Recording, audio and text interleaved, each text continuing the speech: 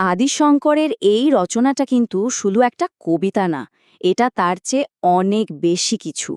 এটা একটা জরুরি বার্তা, একটা জাগরণের ডাক, যা আমাদের সবচেয়ে গভীর ভুল ধারণাগুলোকে একেবারে ভেঙে ফেলার জন্য তৈরি।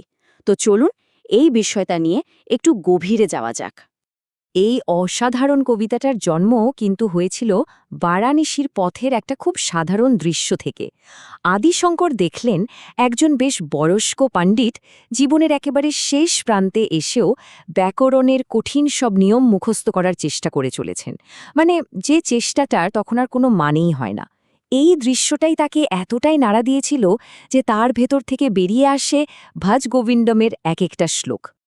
কবিতার প্রথম লাইনটাই দেখুন কি অসাধারণ, এর মানেটা কিন্তু খুব গভীর। সোজা কথায়, যখন আমাদের শেষ সময় এসে দাঁড়াবে, তখন এই দুনিয়ার যত জ্ঞান, যত ডিগ্রি, যত পাণ্ডিত্য সব অর্থহীন হয়ে পড়বে।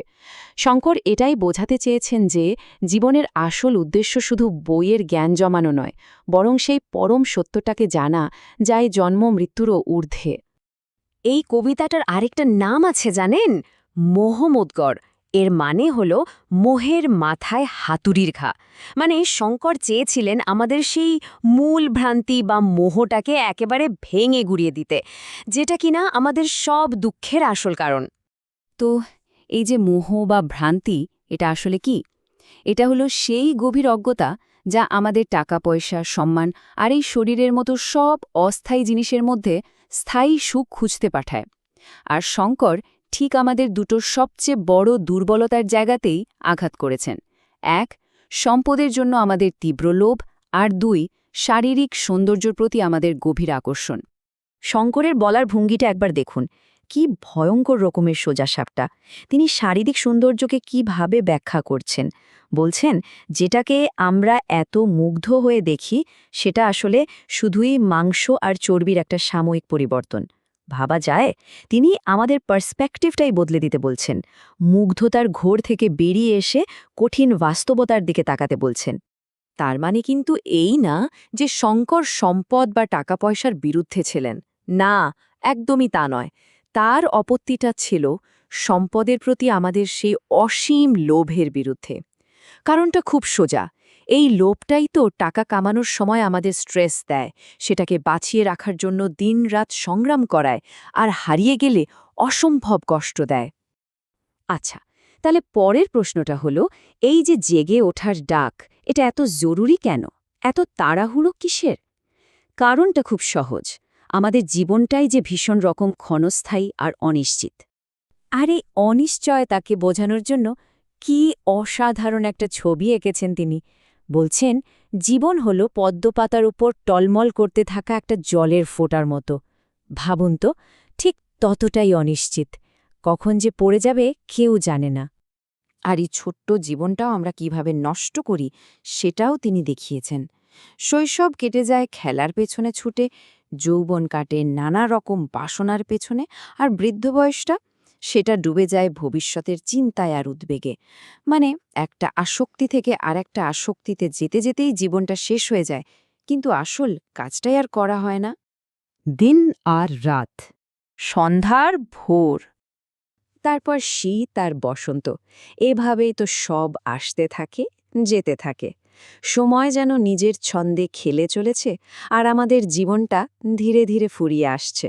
কিন্তু আশ্চর্য ব্যাপার হলো, এত কিছুর পরেও আমাদের ভেতরের বাসনার ঝড়টা কিন্তু কখনোই থামে না। আর এখানেই শঙ্কর আমাদের কিছু কঠিন সত্যি মনে করিয়ে দেন। যেমন, আমাদের আপনজনেরা ততক্ষণই আমাদের পাশে থাকে যতক্ষণ আমাদের উপার্জন করার ক্ষমতা থাকে। আমাদের শরীর থেকে প্রাণ বেরিয়ে গেলে নিজের প্রিয়জন সেই মৃতদেহকে ভয় পায়। তাহলে ভাবুন, আমাদের এই সম্পদ, লোকজন বা যৌবনের অহংকারটা কতটা ঠুনকো। সময় এক মুহূর্তের মধ্যে সবকিছু কেড়ে নিতে পারে। তো এতক্ষণ তো শুধু সমস্যা আর তার ভয়াবহতার কথা হলো, কিন্তু এর থেকে বেরোনোর কি কোনো রাস্তা নেই? অবশ্যই আছে। এবার চলুন শঙ্করের দেখানো সেই পরিষ্কার আর বাস্তবসম্মত সমাধানের পথটা দেখা যাক। মুক্তির পথটা কিন্তু ধাপে ধাপে একটা সিঁড়ির মতো করে দেখানো হয়েছে। আর সবচেয়ে সুন্দর ব্যাপার হলো, এই বিশাল আধ্যাত্মিক যাত্রার শুরুটা হয় খুব সাধারণ একটা কাজ দিয়ে, সৎসঙ্গ। অর্থাৎ ভালো মানুষের সাথে মেলামেশা। কারণ ভালো সঙ্গ পেলেই আস্তে আস্তে অনাসক্তি আসে, আর তা থেকেই আসে মোহমুক্তি।